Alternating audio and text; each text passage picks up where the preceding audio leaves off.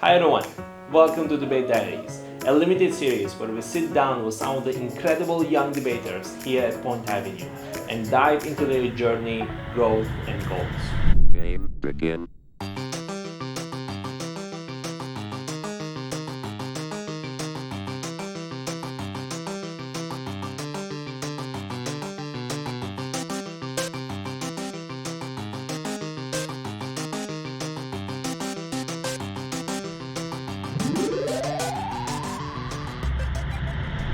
I'm Jamick, and I'm thrilled to be your host for this episode. Each episode will get close look and personal with one of our standout students to hear their story, from their first speech to their last tournament.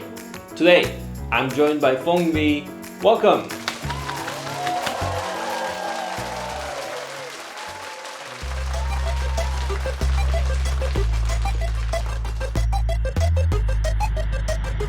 Nice. How's your day? It's okay. Okay, that's pretty good. So, I'm gonna ask you a few questions and then you're gonna provide me your thoughts on them. My first question to you is, can you tell me about yourself? Your name, your age, and how long have you been with Point Avenue? Hello, my name is Phuong Vy and right now I'm 10 years old. So I have been here for more than 1 year. Alright, that's pretty good. My second question is, what do you enjoy doing outside of debate? I like to enjoy reading books. So the reason I love reading books is because it's made me feel calm and relaxing. Alright, that's exciting. I'm curious, what was your first impression of debate? Like the very moment you started debating or started your debate course? So when I start to debate, I feel a little bit nervous. Okay. And but when I started to debating, a week later, I feel much more confidence in debate and speaking. Alright, that's the fast improvement. I'm really curious about your debate journey. I'm curious, what made you join the debate program to begin with? So at first, my mother forced me to join it. So first, I feel like very angry and cross with my mother. But when I started to debate and speaking, I feel more confidence and I feel like I'm improving. Alright, So I'm quite happy. although it was forced, I'm glad it was useful. That's a good answer. I mean, you've been doing debate for a while. I'm curious if you remember your first speech or maybe the first competition that you went to. So I remember my first competition is Speakathon. So at first I feel very nervous and scared. But when I start to speak, I feel like relaxed and confident. Alright, I think I remember your speech from a year ago. I think the sentence that keeps you fear to enter hold the treasure you seek, it means we must overcome fear.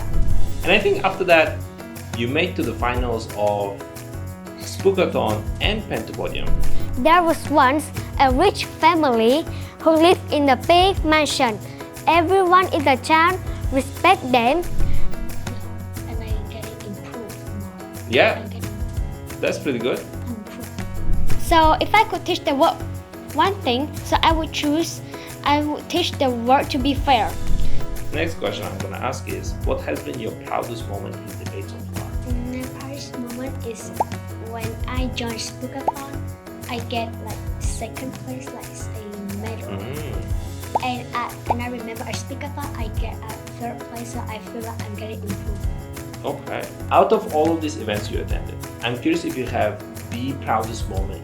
My proudest moment is just when I heard my name that I have some medal. That's my proudest moment. So when you heard your name and you get a winning prize, Yeah, that's also my proudest moment. that's good and you deserved it. Yeah, thank you. I think debate can be useful in many areas of your life. I'm curious if you have benefited from doing debate that help in other areas of your life. I like argue my friends and brother. Yeah, argue with friends and brothers. Do you win?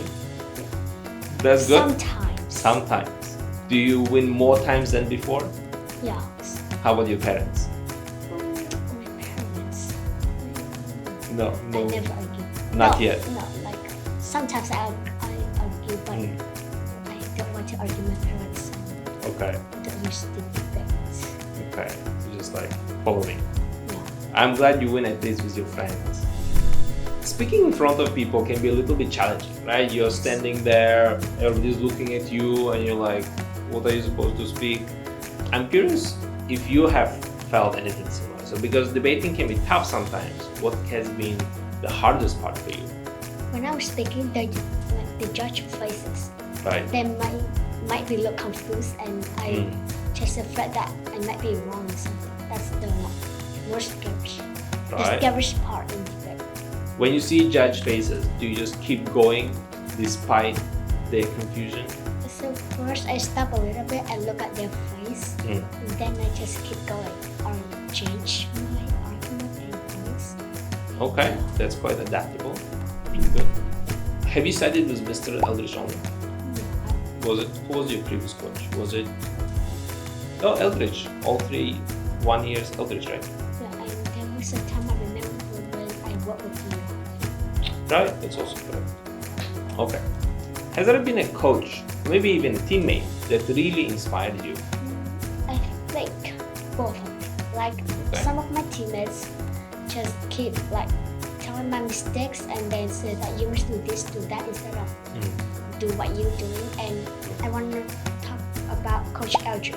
Because when I make some small mistake, he changed so that because he just want me to be like a perfect student. Okay. Yeah, so I really appreciate it, and yeah, I think he's very nice to me. Nice. Shout out to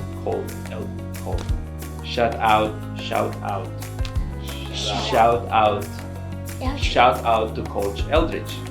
Hey. Okay. English is not Englishing today. I'm curious if you have any goals for the next year in debate. Maybe my next goal is when there's a competition in what I believe. I think my goal is to be the first place. To keep I never winning. be the first place. Right. I think you will finalist, second, third. Hopefully next time it will be the first. Yeah. Okay. If you could give advice to someone who is just starting debate, what would you say? So I think my first advice would be just be confident. You don't need to be perfect at debating or to give some like rebuttal or example. Just be confident at first. That's the first step. Okay, that's a good advice. Now we're going to do rapid fire questions. You will have 30 seconds to answer as many questions as possible. Ready, V? Yes. Alright, first question. Mountains or beaches? Mountains. Okay. Cold weather or hot weather? Hot weather. Right. Do you think teachers should be replaced with AI?